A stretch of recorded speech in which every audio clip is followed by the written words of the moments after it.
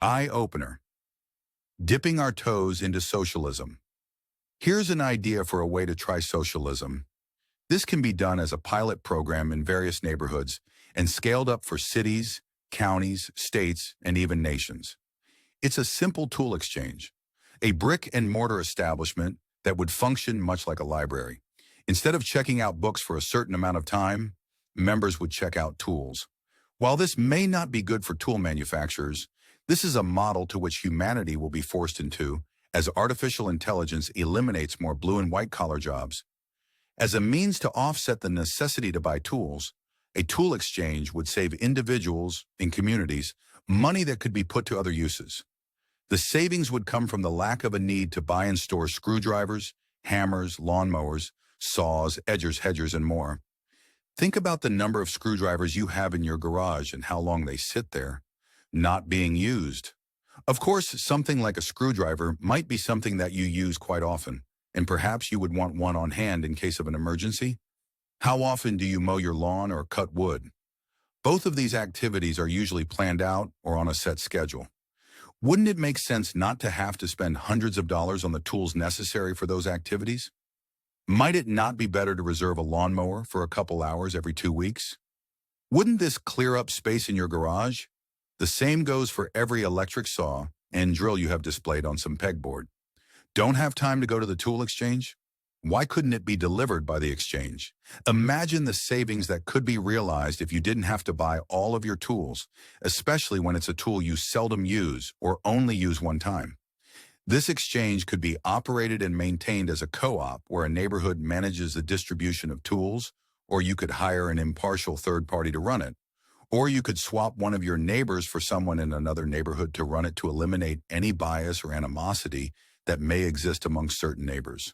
The details would, of course, have to be worked out, including from where the funding for such an endeavor would come. But the potential for savings is only limited by the level of commitment to which neighbors are willing to go. You could even set up a means for tools high in demand to be borrowed from exchanges where the demand for said tools is low. This would cover any shortfalls of a particular tool in a given exchange. This would be the type of sharing economy I could get behind, as opposed to the World Economic Forum's sharing economy, where the rich own the tool exchange and the rest of us rent from them in perpetuity.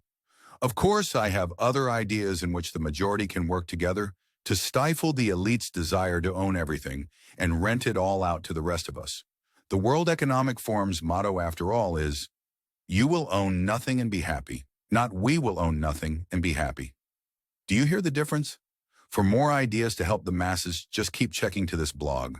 To find out other ways you're being screwed by your current leaders, check out the posts on this blog daily.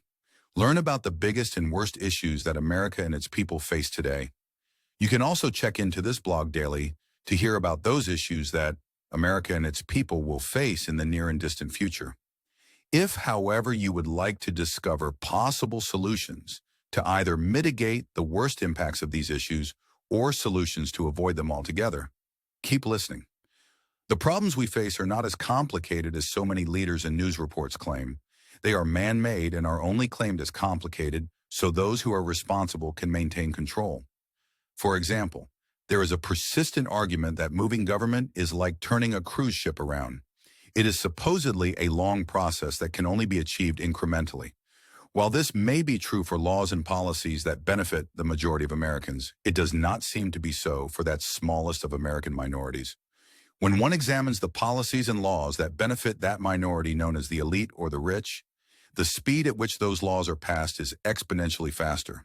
While most of us sit on the deck chairs waiting for the Titanic to avoid the myriad of icebergs of which we seem to continually run afoul, the elite ride comfortably in speedboats. If, according to our Constitution, all men are created equal, why do the rich live quite different lives than the rest of us? Where is our speedboat?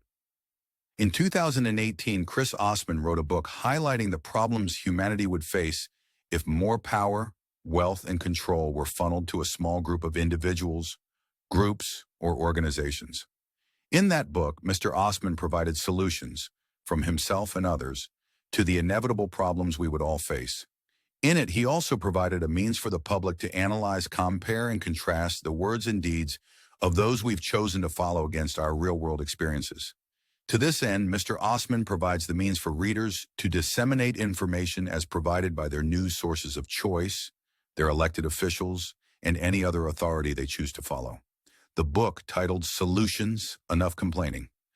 Let's Fix America offers a means to hold leaders up, not just to a higher standard than is currently accepted, but to one that will improve lives. The bank bailouts were socialized, so why not socialize tools? Click the link below and get your copy of Solutions today.